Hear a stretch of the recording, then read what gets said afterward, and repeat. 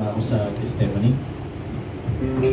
May mga panaginip at mga nais sabihin sa harap ng bayan. Pumunta na po upang ibahagi.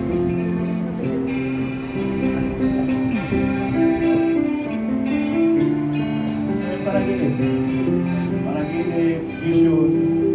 Actually, isa sa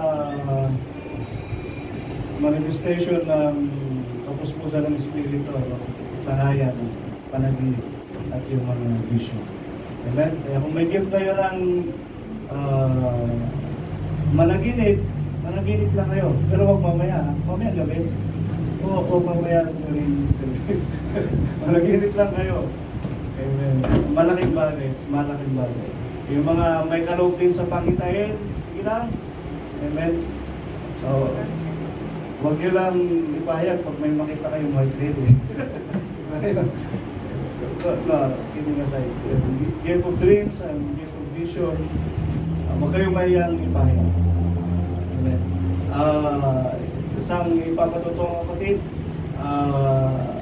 nag-invite ang CENAR, nag-invite tayo mga dito sa Santa Maria, mga young people na gustong umaten. Mamaya mag-start ang gathering hanggang Martes 18.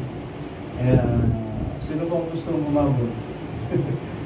Youth gathering sa CENAR. Kaya meron kaming ilang pupunta, 3-4-5. Kasama si Christian. Kaya ng Panginoon. Kaya kung sino ang gustong umabol, ay meron pang oras. Amen. Kaya mamaya after the service, forward kami doon para dalhin niyo yung mga bata sa youth gathering. Andyan yung programa, marami silang mga activities.